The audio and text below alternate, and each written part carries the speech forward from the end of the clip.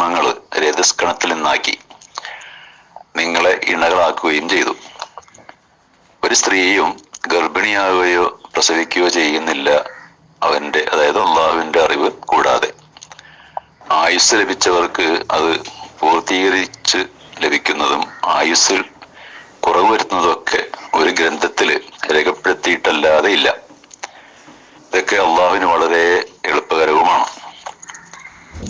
അതിനുശേഷമുള്ള ആയത്തിൽ പറഞ്ഞത്, അതിന്റെ അർത്ഥം രണ്ട് കടലുകൾ അഥവാ രണ്ട് ജലസ്രോതസ്സുകൾ ഒന്നാകുന്നില്ല, കൂടിച്ചേരുന്നില്ല.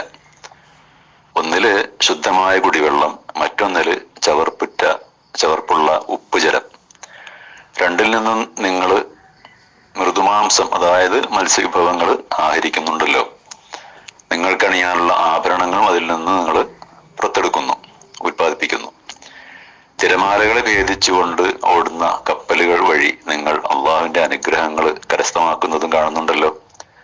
ഇതിനോടൊക്കെ നിങ്ങൾ നന്ദിയുള്ളവരാകാൻ വേണ്ടിയാണ്. ആദ്യത്തെ ആയത്തില് പറഞ്ഞത് മനുഷ്യനെ മണ്ണിൽ നിന്നാണ് സൃഷ്ടിച്ചത്. ഇതെല്ലാവരും അംഗീകരിക്കുന്ന കാര്യമാണ്. നിരീശ്വരവാദികള് അത് നേർക്കുനേരെ അംഗീകരിക്കുന്നില്ല എങ്കിലും ഭൗമ ഘടകങ്ങളാൽ സൃഷ്ടിക്കപ്പെട്ടതാണ് മനുഷ്യൻ എന്ന് അവരും അംഗീകരിക്കും. ശാസ്ത്രവും പറയുന്നുണ്ടല്ലോ. മനുഷ്യ സൃഷ്ടിപ്പിന്റെ വിശദീകരണം പല സുഹൃത്തുക്കളിലും വന്നിട്ടുണ്ട് ഖുർആനില്.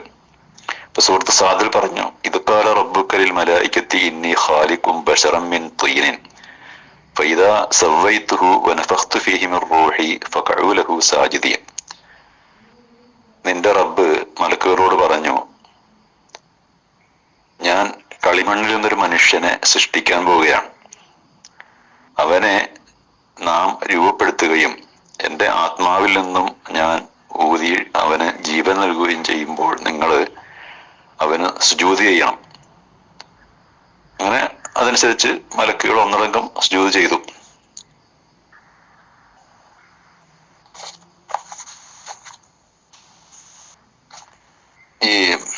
ഈ ലോകത്ത് മനുഷ്യന്റെ ജീവിതം സുഗമമാക്കി തീർക്കുവാൻ വേണ്ടി എന്തെല്ലാം സൗകര്യങ്ങളാണ് അള്ളാഹു തആല ഏർപ്പെടുത്തിയിട്ടുള്ളത്. അതാണ് രണ്ടാമത്തെ ആയത്തില് അള്ളാഹു തആല വിശദീകരിച്ചത്. ഈ ജലം, ഇപ്പൊ കുടിവെള്ളത്തിന് വേണ്ടി കുടിവെള്ളത്തിനായിട്ട് സംശുദ്ധമായ തണ്ണീര് ഭൂമിക്കടിയില്, അതേപോലെ തന്നെ നദികള്, തടാകങ്ങള്, അതിലൊക്കെ ശുദ്ധജലം അള്ളാഹു തആല ഒരുക്കി വെച്ചിരിക്കുന്നു. അതിൽ ധാരാളം ശുദ്ധജല മത്സ്യങ്ങള്, അതുപോലെ തന്നെ കടൽ ആണെങ്കിൽ, സമുദ്രങ്ങളാണെങ്കിൽ അതിൽ വെള്ളം ഉപ്പുവെള്ളമാണ്, പക്ഷേ അതിലെ എണ്ണിയാലൊടുങ്ങാത്ത തരം മത്സ്യസമ്പത്തുകള്. ഇതൊക്കെ മനുഷ്യന് വേണ്ടി അള്ളാഹു തആല സൃഷ്ടിച്ചിട്ടുള്ളതാണ്.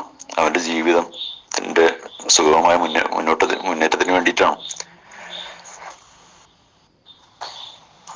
നദികളിലൂടെ ശുദ്ധജലം ഒഴുകി സമുദ്രങ്ങളിൽ ചെന്ന് ചേരുന്നു.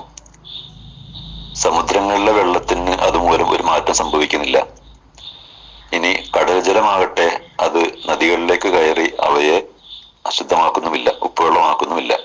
സൂറത്തുർ റഹ്മാനിൽ പറഞ്ഞ പോലെ മറജൽ ബഹറൈനി യൽതഖിയാൻ ബൈനഹുമാ ബർസഖുൻ ലാ യബ്ഗിയാൻ. രണ്ട് സമുദ്രങ്ങള്, അതായത് രണ്ട് ജലസ്രോതസ്സുകൾ ഒന്നായി ചേരുന്നു. എന്നാൽ അവക്കിടയില് ഒരു തടസ്സം അള്ളാഹു സൃഷ്ടിച്ചു വെച്ചിട്ടുണ്ട്. അതിനാൽ അവർ പരസ്പരം ഇത് സ്വഭാവമുള്ള ജലം കൂടിച്ചേരുന്നില്ല. ഇപ്പൊ നൈൽ നദിയിലെ ശുദ്ധജലം മെഡിറ്ററേനിയൻ കടലിൽ കൂടിച്ചേരുന്ന ഈജിപ്തിലെ ഒരു പ്രദേശമാണ് റഅസുൽ ബഹർ. അറ്റ്ലാന്റിക്, അതുപോലെ തന്നെ ആമസോൺ നദിയിലെ ജലം അറ്റ്ലാന്റിക് സമുദ്രത്തിൽ ചെന്ന് ചേരുന്നു. ഇതേപോലുള്ള ഈ ശുദ്ധജലവും അതേപോലെ ഉപ്പുവെള്ളം തമ്മിൽ പരസ്പരം കൂടിക്കലരുന്നില്ല. നേരെ മറിച്ച് ആ സമുദ്രത്തിലെ ജലം നദിയിലേക്ക് അതിക്രമിച്ച് കയറി എന്ന് വിചാരിക്കട്ടെ, എന്തായിരിക്കും അവസ്ഥ? മനുഷ്യന് കുടിക്കാൻ വെള്ളം കിട്ടൂലല്ലോ. കിണറിൽ പോലും ഭൂമിക്കടിയിൽ പോലൊക്കെ ഉപ്പുവെള്ളമായിരിക്കും.